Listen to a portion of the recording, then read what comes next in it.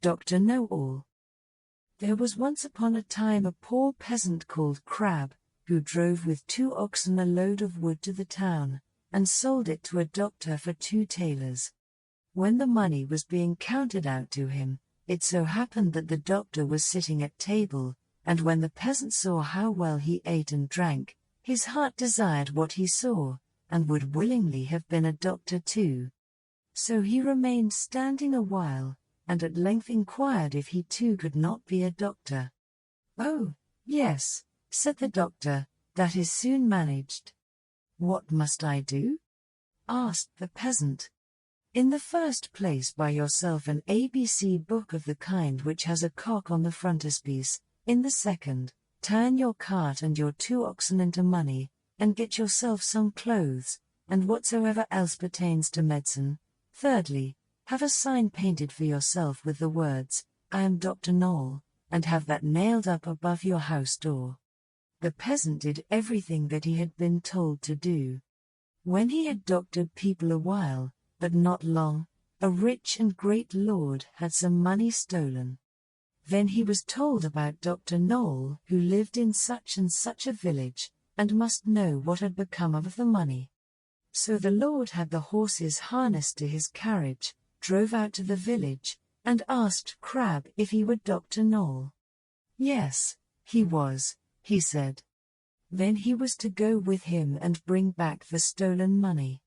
"Oh, yes, but Greta, my wife, must go too." The lord was willing, and let both of them have a seat in the carriage, and they all drove away together. When they came to the nobleman's castle, the table was spread, and Crab was told to sit down and eat. "Yes, but my wife, Greta, too," said he, and he seated himself with her at the table. And when the first servant came with a dish of delicate fare, the peasant nudged his wife, and said, "Greta, that was the first," meaning that was the servant who brought the first dish. The servant, however, thought he intended by that to say, "That is the first thief," and as he actually was so, he was terrified, and said to his comrade outside, "The doctor knows all, we shall fare ill, he said I was the first." The second did not want to go in at all, but was forced. So when he went in with his dish, the peasant nudged his wife, and said, "Greta, that is the second." This servant was equally alarmed, and he got out as fast as he could. The third fared no better, for the peasant again said, "Greta, that is the third."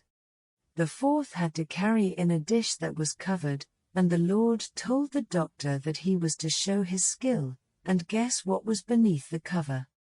Actually, there were crabs.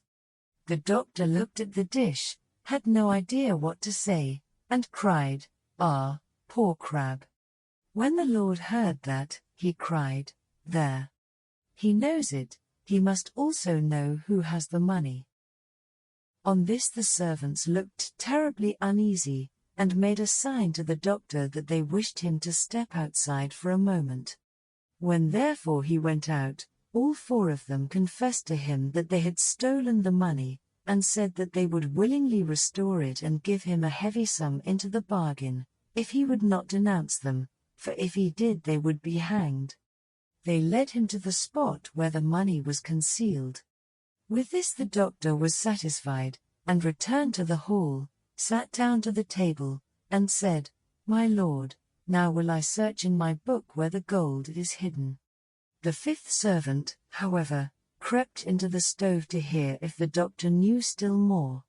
But the doctor sat still and opened his ABC book, turned the pages backwards and forwards, and looked for the cock. As he could not find it immediately, he said, "I know you are there, so you had better come out."